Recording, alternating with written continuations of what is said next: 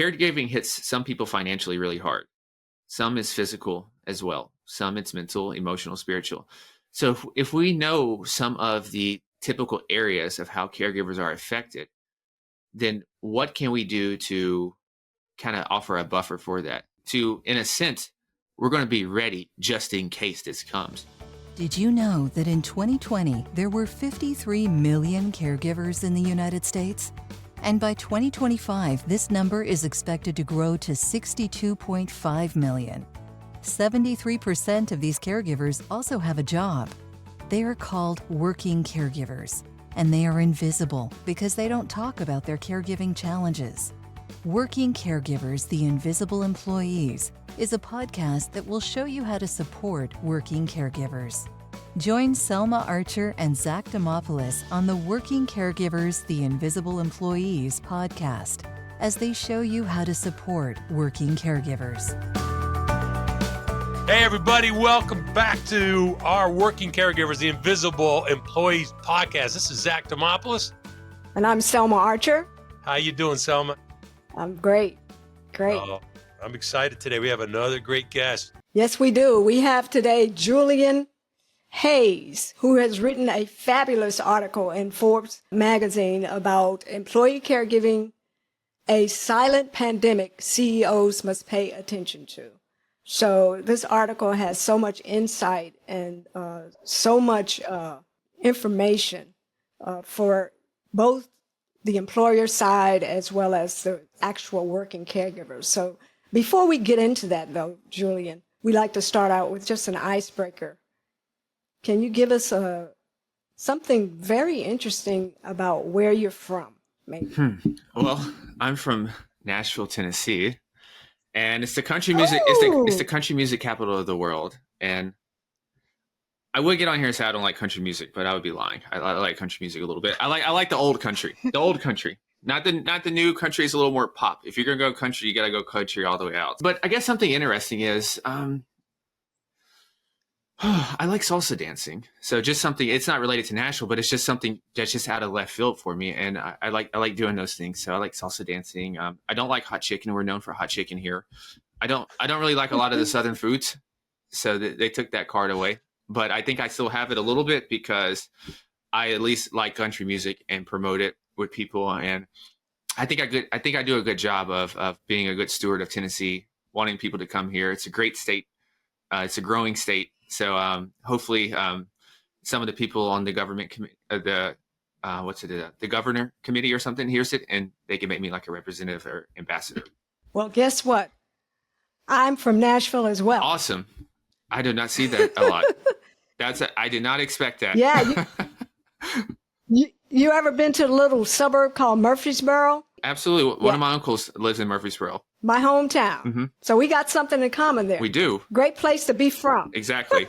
I'm gonna jump in there. 2 years ago next month, we had my son's wedding in Nashville. They picked Nashville as their destination wedding, and it was the 4 best days I've ever spent. It was awesome. Well, first time. I will tell you, there's a story. Nashville is it's a destination place for weddings, bachelorette parties and bachelor parties. It's a huge industry here, especially with the bachelorette parties. You have all those ones where you're paddling and stuff on the bus and stuff going through downtown and stuff. So it's a huge industry here. I don't know how that happened, but it's I guess it's like Vegas, but it's Vegas on the east side of the state. That's awesome. Thanks for sharing. Yes. If we can get into a little bit of what we want to talk about now, as we mentioned, you wrote such a great article in Forbes that we had to loop back and chat with you about it on caregivers and how it relates to the business. So if you could share with us just what inspired you to write this article and what inspires you to write in this area. Yeah, well, it's personal experiences and just a lot of times I think about writing and I think about what are topics that we talk a lot of times when it comes to, I write at Forbes and the CEO network. So you're oftentimes going to think about things that are about productivity, and my core topic is wellness and health. But I like to think about wellness and health from the angle of a business perspective, of a leadership perspective. And I think about other issues that are not as talked about as a lot. And if you think about the current demographics that are changing now. Millennials and Gen Zers are becoming increasingly more of the dominant workforce population. By 2030, I believe there's going to be 73 million people that are age 65 or older. And that's a lot of people that are going to need to be cared for. Some of those people are going to be healthy, good conditions, but you're just going by the law of averages. There's going to be a lot of people who are not. And so you're going to have this dual role. And bringing it back to myself, years ago, before my father passed, I was in this position of helping take care of my father along with my mother. And during that time, you got to see that caregiving is something you don't even know you're really doing it in the moment. It's just something that you don't even think about. You're just doing it. But if you think about it, it can be emotionally taxing. It can be physically taxing to some, mentally taxing, spiritually taxing, and even financially taxing to some. Each of those is going to hit us differently. For me, it really hit me probably emotionally and mentally, from my mother, as physically as well, because she was still working at the time as well. And just to see someone like that, and I just thought about it for myself, and I thought, but no one's written on it that much. And this is a part of the workforce. When you're a leader, and I put myself in this position and thinking about in the future, if I had team members as well, we're going to have these opportunities to where someone's going to be coming to work, trying to put their best foot forward, like my mom was, but she might have just the previous night had to go to the ER again, just like I did. And then you have to put on a good face. And those are silent things. We don't see those things. It's not physical. And a lot of times as caregivers, we are people who are very giving. And a lot of times, at least with me, what happened was over time, and I'm just even realizing this now, and it's been a little over 4 years, that a lot of times you don't even know how to express your own emotions anymore. You marginalize how you feel. You marginalize a lot of things because in the grand scheme of things, well, I didn't have this ailment I was dealing with. Some people have dementia. My father had amputations and was on dialysis and all those things. You're not going through that, so you almost feel bad for even complaining or even stating that you're struggling in anything, because the people that you see that you're taking care of and that you know about are going through something much more. And that has residual effects. It's hard to at times be happy because you're pretty heavy. It's a pretty heavy thing. Even if it's over, it's something that takes a while to get over. And I thought with myself, it took a while before I felt like writing again to even try to work. I made the mistake of just like, I'm just going to power through it. I'm just going to go run and work out some more.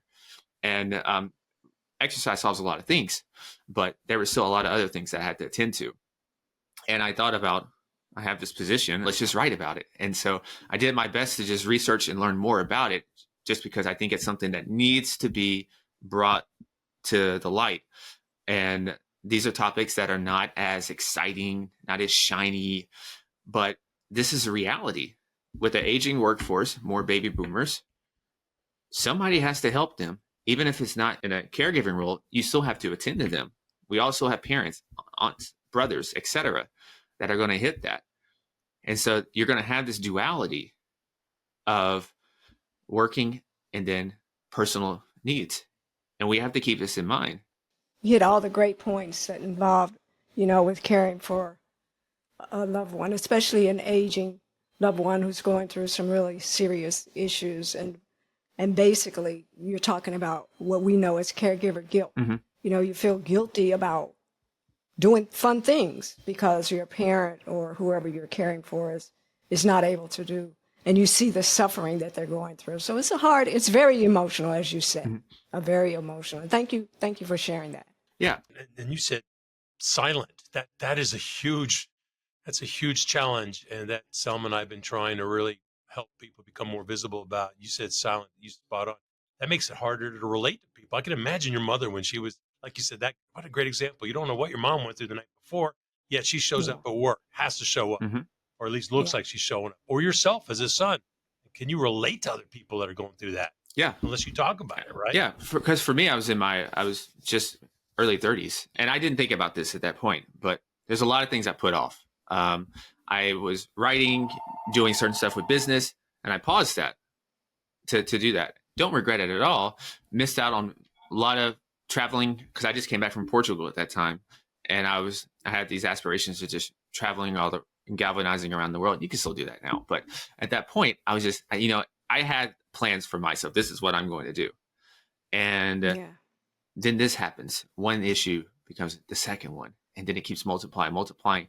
Next thing you know, it's been 3 to 4 years. And you're like, wow, where did time go? And it's a gift because, like I said, with my father, I got to, I think there's like stages, we idolize our parents when we're very young. And then as teenagers, sometimes we rebel. But then sometimes the later stage, if we get lucky, we get to humanize them. So I got to have a lot of things, and that changed the whole direction of my life. But it still was tough. And I think with younger millennials and Gen Z, it's hard because at that stage of life, there's certain things that you want to do and everything. And sometimes you can think that you're getting robbed of having some of those experiences. And to even say those things, to even vocalize those things, you almost feel selfish and guilty for doing that. Because after all, if it's a parent, they took care of you. They helped you get to school and all these things. So how could you say something like that? Right. So you don't even want to vocalize those things because you think it's a sign that you don't love this person more. I had to learn, and I think probably other caregivers as well, there's a difference. Just because you say something and acknowledge something doesn't mean that your love is going to lessen for that individual or anything. You're just attuning to your needs more. And so those are things that I had to learn that I didn't realize. I totally didn't realize. And it was hard, honestly, as a man, to even to get into your emotions and things like that. And so, because you got to have this reputation of being strong and being able to conquer anything, and to just have something like that, it's a very tough position to be in. You got to realize that not a lot of people are going through that, or at least you don't think they are. So where's your community at? Who are you going to talk to? These are very unique problems to have. Very unique problems to have. It's a very niche subject. It's a thing that I really hope gets attention to, because I look at things very holistically in a big picture, and this is a big part of it. I mean, thank you for sharing all that, Julian. I mean, Selma and I were very impressed with the article that you wrote, because it had so much good information in it. Research that Selma and I have come across from some very credible sources like the Rosalynn Carter Institute, the National Alliance for Caregiving, Harvard Business Review. These are the folks that are really trying to talk about this topic. Selma and I have created this podcast and hope our listeners out there right now are listening and leaning in, because we've got to now take this information and act on it. And so, question for you, Julian, if an employer does listen to us right now, is listening to what you have to say, and I really appreciate your personal story that you're sharing, or an HR leader or C-suite, and you deal with a lot of executives in your business, in executive healthcare, fitness, which, by the way, I imagine that when you pick up a client, you're sharing with them what's in it for them, right? So what would you say, what's in it for employers if they were going to be paying more attention to this? Yeah, there's a lot of different angles that you could think about. And I think for any business person, they're pretty competitive. And so the first thing is you're going to think about your company's growth and surviving it. As I mentioned earlier, with the workforce changing toward millennials and Gen Z becoming dominant force, the philosophies and what's important to them is also changing. I even think about it with myself. Salary alone is not the primary driver. It's more of a work-life integration. It's more of a lifestyle thing as well. It's more of feeling value, feeling like you're doing something, having purpose with that. And so I bring that up because just from a purely business perspective, this is the ultimate talent advantage that you can have in terms of recruiting and even retaining employees. A lot of times you hear places give good lip service that we value our people and all this stuff. We'll give you some of these perks, but this is an actual substantial, real perk, right? It's not a ping pong table. It's not Friday craft beers. It's not none of that stuff. This is actually something tangible and substantial. And so that's an easy one, because if you think about it, more than half of the employee caregivers work full time. 70% of them suffer work-related difficulties due to their dual roles. 49% of the caregivers feel that they have no choice in taking on their caregiver roles, right? So if we know some of those stats already, we know that stress is a big driver of a lot of times having productivity reduced. And we know that the financial implications as well for these caregivers as well. And so talent management, retention is a huge one. Performance and productivity is a huge one. I would include loyalty as well, but loyalty can also go into talent category as well. And I think also it's this was more of a maybe esoteric one, but I feel like you're doing good. You feel like you're doing what's necessary and putting yourself in the shoes of that person, because most likely we all will have to go through something like that. And so I think of those big ones right there. You're helping the bottom line, but you're also setting yourself up for a greater future in terms of making yourself more sustainable in terms of your competition. Because a lot of times your competitors, we're all doing the same thing. We all have access to AI. We all have access to a lot of these tools now. So it's these little nuanced things, these little more humanizing things that is really going to help someone stand out in a very competitive industry where technology has leveled the playing field and money is not the pure determinant now. And if you're a smaller business, this is something even better to do, because you cannot compete with the big boys on money because they have so much more money. You can compete with them with fancy perks, but you can compete with them on being an actual human and thinking about the smaller things that people truly and really care about, which is their well-being. And this is an aspect of their well-being. This is more of the emotional well-being. Well-being is not just physical, give me a gym membership. It's thinking about things that affect my mental health. It's thinking about things that affect my emotional health.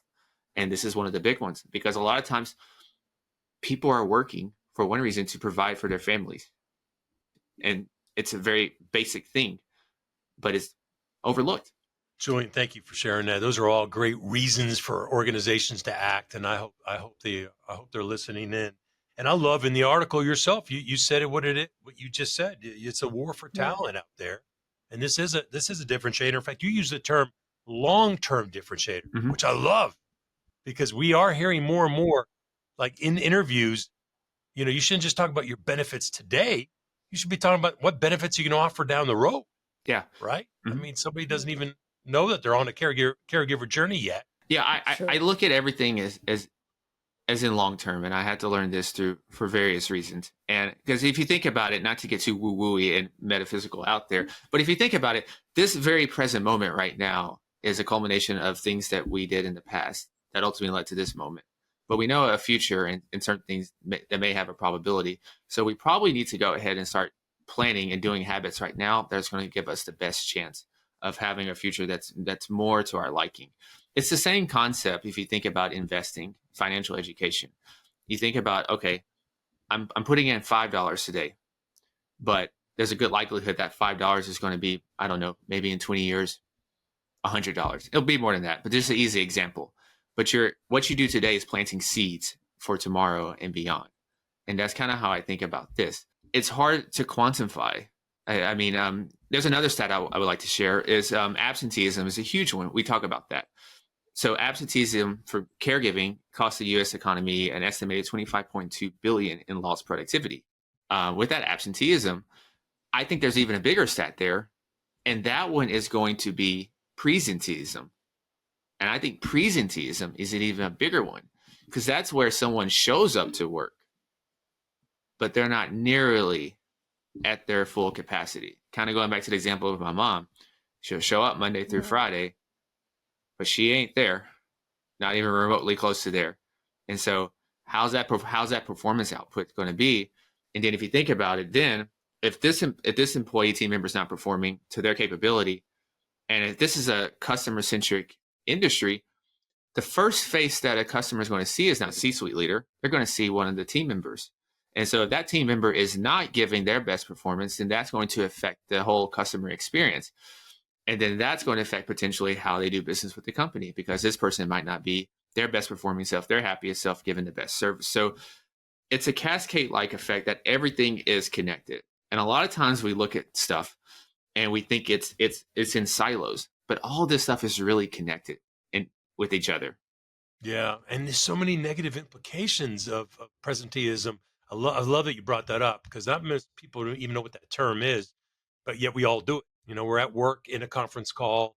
or in a meeting, and we got other, like I do it Yeah. all the time because I'm a long distance caregiver with my mom, Hmm. and she's in a nursing home. I'll put a phone call in the morning because she complained about something. I'm waiting for that call all day. Hmm. So every time the phone rings or every time I'm trying to work on something, I'm worried, like, is Yeah. that nurse going to call me back? I mean, that's presenteeism too, right? So that's some great points, Julian. Thank you. Yeah, because you're always you have this thing of being on high alert. It's just like you're just waiting for something. Like so you're always in this. If you think about flight or flight, you're always just Yeah. like just tensed up, ready for emergency. Like I remember for me, one of the things I had to realize was like when it ended was that I can relax. I didn't really know how to relax, or just like I was always just on alert of like I'm ready for something to happen. I'm ready for emergency. I'm ready Yeah. for a crisis. I'm ready for something. Right. I'm ready to go into action. Yeah. Like just sitting and being was something Yeah. that's very difficult for me because I was so used to it. Like even like holidays, I remember there was a streak of maybe probably 3 or 4 years where Christmas wasn't even spent at home. We had different emergencies Wow. that we had to do, Wow. and so for me, the days Monday through Sunday are the same. Holidays are the same. It's just whatever because this is our objective. So a lot of those different things didn't mean anything to me. Yeah. Those are some wonderful points. And keeping on the other side of the coin, I guess, Hmm. if you're talking to the employer in the audience, what can you offer as a way for them to get started? I know in the Hmm. article in Forbes, you made two great suggestions in terms of solutions or strategies. So what can you share with them about a couple of ways they could get started and being more supportive and just more aware of the caregivers in their workforce?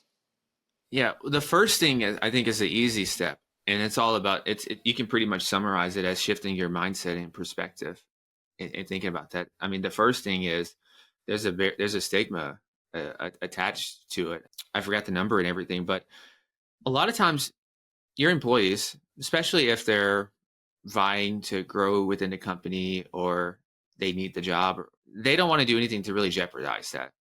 And so they're going to be scared to even bring this up that, hey, I'm dealing with this. I'm struggling with this. Can I get some adjustments around this dealing? Because I have to take my mom or my aunt to the doctor during this time and everything. And they're worried that you can get passed over a promotion just because you have this personal life issue. So I think the first thing is to just shift your perspective, take that stigma out. And I think that's the very first step. Then I think as you go about that, then you could think about the different areas as we talked about. Like caregiving hits some people financially really hard. Some is physical as well. Some it's mental, emotional, spiritual. So if we know some of the typical areas of how caregivers are affected, then what can we do to kind of offer a buffer for that? Mhm. To in a sense, we're going to be ready just in case this comes. So financial support for the caregivers. So maybe that's through, ensuring that people can still get paid still by even if they're not there. And I think I've seen sometimes benefits last maybe a couple of weeks and then after that you don't get paid. And I think different companies are different with that, but you got to find a way to ensure that people, whole life doesn't just go down just because of this unforeseen circumstance. Yeah. So I think that's one thing. I think make it easier to also get the care that you need to get the leave of absences and all that. I remember my mom had to go through like all these papers and signing and doctors and stuff. I'm like, my goodness, like what is this? So reduce the friction. There's already enough stress and things you got to deal with already. So the Yeah. easier you can make life for someone during this situation, the greater loyalty you're going to have with someone and the more they're going to do for the organization and be there for you and the organization. So I think it's a win-win for both people in that situation. And so you're thinking, and then there's mental health stuff, right? And so having access to that, because different insurance plans don't cover therapists or don't cover them for a long time, or it doesn't cover that much. So there's a lot of things there as well that how can you get people access to specific mental health for that? Same thing I mentioned finances already. And then of course, encouraging people to still take care of their physical health and all that. And so maybe even having resources ready, like here's a community of people and here's some things that you can do for that. So just really having resources for people and not having them have to be so quiet about it, and actually just being there for them, and not just having them feel like they're the black sheep, and that they're a weakling of the organization or anything, because this is happening. And so I think those are very basic ones, and then you can figure out a way. And that's kind of always been my philosophy. Good stuff for employers to be Good. here, to be listening right That's now, great. managers. How about a tip for a working caregiver? Oh, those are all No great problem. tips for employers. In other words, the younger Julian, if you were to talk to him right now, you know how we all say, if you went back to high school, what would you say to your high school Julian? What would you say to the pre-caregiver journey, Julian, as advice? You got to get off the island. You got to get off the island. The island of isolation. You got to get off the island of isolation. Like for me, I kept it a secret. I just said, yeah, my dad's not doing well. And he just left it at that. And I would get help and build my team of support, and we all have different needs. So for me in that instance, I needed like someone just to probably talk to. Because there's things where you want to do stuff with your career, you want to prove that, and you had so many other issues going on. So for me, I would have found someone to talk to kind of help make sense and to keep me mentally and emotionally good. Because physically, that's never really been a problem. I always would do that, but that can only do so much to like the soul, and having to see your parent start to kind of wither away and struggle and can't do a lot of things they do. And then you're in hospitals a lot. I love the way you put that. Get off the island. Yes, Man, that was. I got my hairs were up on my arm on that. that was a that's great. powerful. That's Yeah. That's great. Yes, thank you. Thank you so much, Julian, for your insights in this issue of working caregivers and for sharing your experiences with us. We so appreciate it. Thank you so very much. And we look forward to our next conversation, which I know will be soon. Thank you, Julian. That really does paint a quite a visual, getting off the island, picturing somebody just alone on an island. That's what it feels like sometimes, being a caregiver and on a caregiver journey. So your advice is well put. Go out and build a team, get some help. You might be physically fit, like you shared, Julian, but there's an emotional state and a mental state that you need to be also concerned with. And we also know that financially it can make an impact too while you're on this caregiving journey. So again, thank you, Julian. You can learn more about Julian on executivehealth.io. We'll have links to his website and to the article that he wrote in our show notes. I want to thank everybody for tuning in. We really appreciate you following our show. If you can also take a moment and give us a review, we would appreciate that as well. And if you have any feedback, requests, comments, go to our website. You can reach out to us there. We would love to hear from you. Until next time, we hope you're having a good day and a good journey. Thank you for tuning in. Be sure to catch new episodes of Working Caregivers, the Invisible Employees podcast, every other Tuesday. Please also visit our website, invisibleemployeeadvocates.com, to subscribe to our newsletter, purchase our book, and learn more about how we can help you strengthen your workplace to become more supportive of working caregivers.